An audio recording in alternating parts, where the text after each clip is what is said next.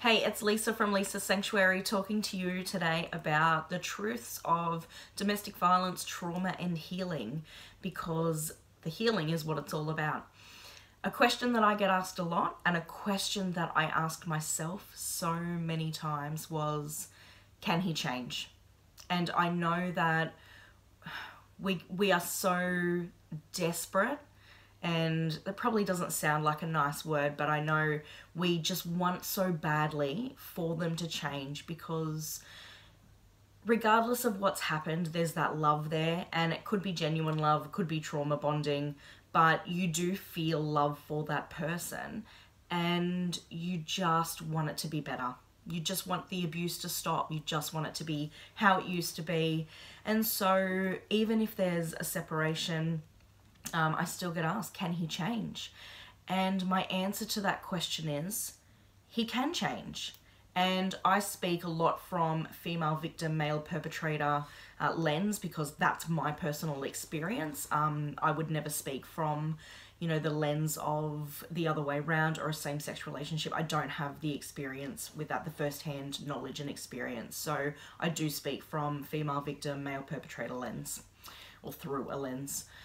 And so he can change. Anybody can change. I change a lot. If you had met me, 5 years ago, even a year ago, even 6 months ago, there'd be so many things about myself that had changed or that were different that I have purposely done. We all change, some for the better, some for the worse. That's not the question. The question is, will he change? And my answer to that is, that's up to him. Can you make him change? No. Can you convince him to change? Can you inspire him to change? No. I would even go so far as to say his own children, or even and other family members, extended family members, partners, can't make him change, can't inspire or motivate him to change. When people change is when they absolutely acknowledge that there's a problem and acknowledge it as a problem. So saying things like, I got angry because you did or said blah blah blah is identifying that there's a problem with anger, but it's not recognizing that it's a problem that needs to be fixed within. So that's still on that I got angry because. And so there are men's behavior change programs out there, and I do get asked my opinion on them. They can work. They can absolutely work. But if you think back to school, each child, student at the school gets out of the learning, the teacher, the lessons, through what they put into it, their attention levels, their participation levels, their enjoyment. Students experience school differently and will either, enjoy it or not. And it's a system that doesn't always fit everyone, but that's similar to a men's behavior change program.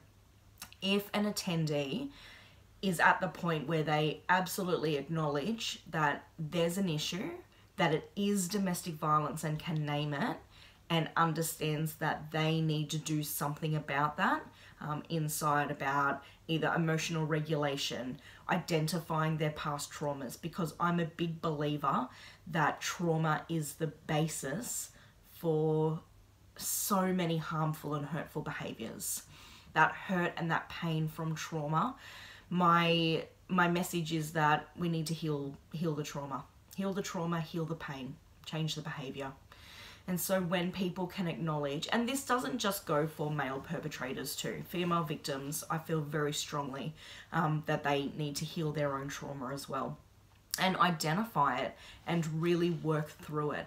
Everybody can benefit from healing their own trauma, but it comes down to acknowledging there's a problem, understanding that it's your problem. That can be really hard for people to, really take responsibility for their flaws and for their harmful and hurtful behaviors. So saying I'm sorry acknowledges that the behavior was wrong, but doing it again doesn't change anything. And so it comes down to not can he change or you change or anybody change. It's will they? And I can't answer that. You can't answer that. Should you stick around while people are changing? I don't necessarily believe so. I think that a lot of harmful and hurtful behaviors, domestic violence, and let's not forget that people die during domestic violence incidences. This is people end up really hurt out of some of these, and emotionally hurt. The mental illness and the trauma responses that kick in to survival mode out of trauma are just phenomenal.